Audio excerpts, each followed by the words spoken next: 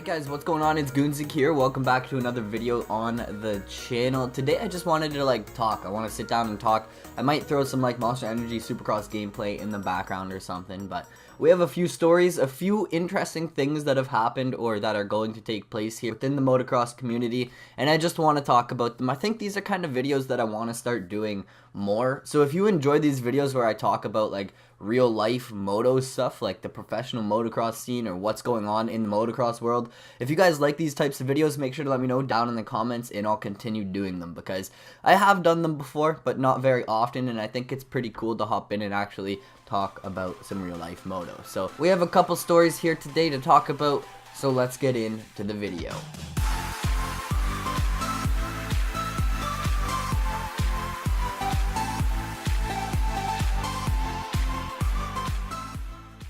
I don't know why I've never thought to do these videos where I sit down and talk about real life stuff, but I think it's gonna be fun, and just bear with me guys. If you don't enjoy it, you don't enjoy it, but if you do, let me know down in the comments, and I think this should be interesting. So the first story I want to talk about is actually the fact that ALTA Motors has halted all of their operations, and ALTA Motors is the new and improved electric bike. It is the electric bike that was trying to take over the moto scene, and honestly it has huge potential. It just didn't catch on, it didn't take off. Now, this report surfaced actually this morning from Asphalt and Rubber saying that ALTA Motors has ceased operations, which will potentially allow it time to stay afloat internally while it looks for new investors or a complete sale to another company. So basically what happened is they're not making money, they don't have enough funds to keep going with production, and they're not selling enough bikes to continue doing research and development and production and everything.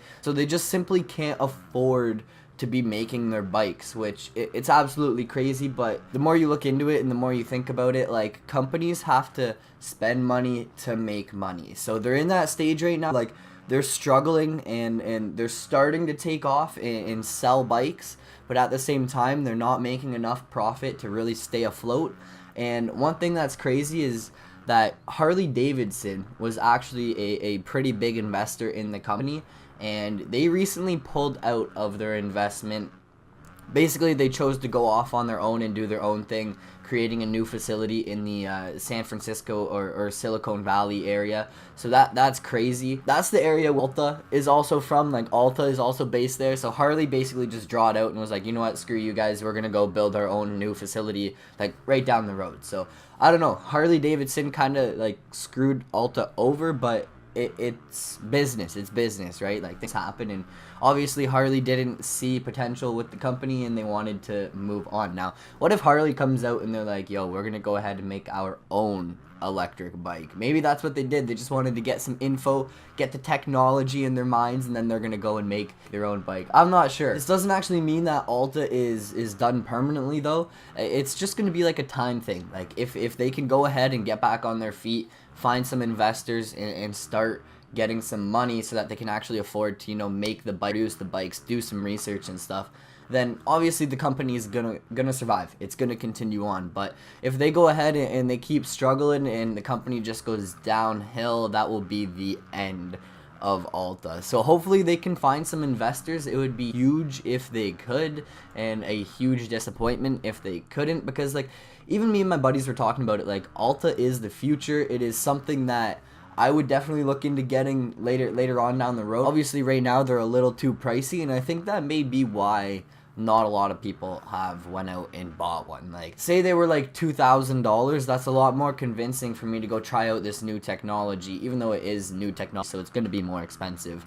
But if it was only a $2,000 bike versus an $10,000 bike, it would be more convincing for the everyday rider to go and buy one and try it out. But I don't know, it's interesting to think about. I think the industry, it needs more things like this, and it sucks that more companies aren't jumping to help out ALTA. There's multi-million-dollar companies within the industry, within the motocross industry, and I think they're all just scared. They don't want to get into this technology because they know, if the electric bikes can be perfected, that it will go ahead and it will eventually take over, just due to the fact that you can be the environmentalist side of things, you know, less pollution, you know, you can be like, oh, it's good for the environment. You can be on, you know, the other side of things, no noise, right? There's no noise coming from them. They're really, really quiet.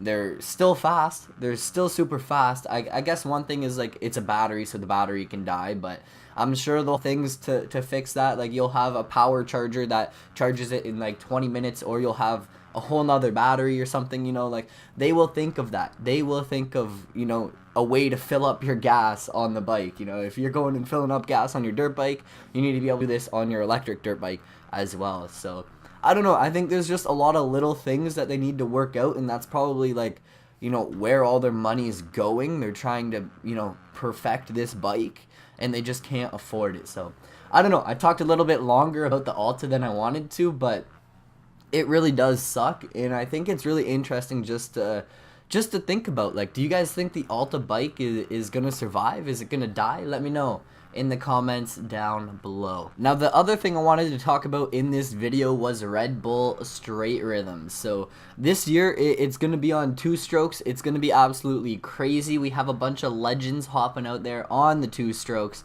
to just shred. So I'll throw a picture on screen of all of the riders that have pre-entered, and I think it's gonna be unreal. Like, it's just gonna be cool to see them out there on 2 strokes. So we have Ryan Dungey, we have Ryan Villapoto, we have Jared Stanky, we have Shane McElrath, we have Jordan Smith, we have Ronnie Mack, we have Ryan Sipes, we have Christoph Purcell, we have Josh Grant, we have Tyler Bowers, we have Vince Freezy, we have Mike Alessi, and many, many more. So there are a lot of top dogs entered. I honestly don't think, like, there's potential for, say, like, Mike Brown to win, or Darren Durham. I think really you're going to be seeing a battle between maybe, like, Ryan Dungey, Ryan Villapoto, maybe Mike Alessi, I'm not too sure. Stank Dog, he'll be up there for sure, and it's just going to be interesting to see, because they're all on 2 strokes. It's going to change it up a little bit. I cannot wait. 28 riders will compete in qualifying, with 16 of them. 16 advance from qualifying into the 250cc class, and then 8 of them advance into the 150cc class.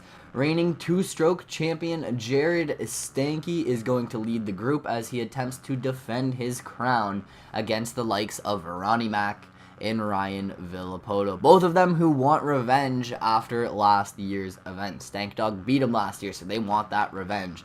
In the 250cc class, we have a bunch of riders, including Dungey, Villapoto, Stank Dog, McElrath, and Smith.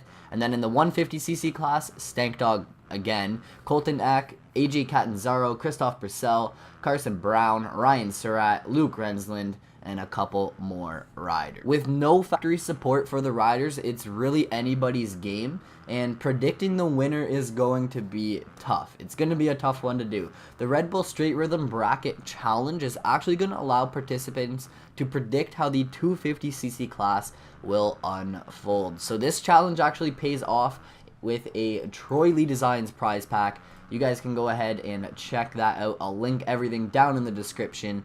And check it out, man. Red Bull Straight Rhythm happening this weekend. I can't wait for that.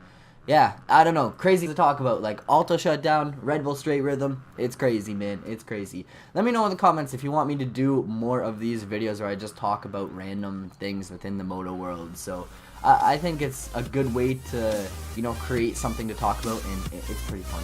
I hope you guys enjoyed. If you did, smash that thumbs up button for me, and I'll catch you all in another video. Peace out.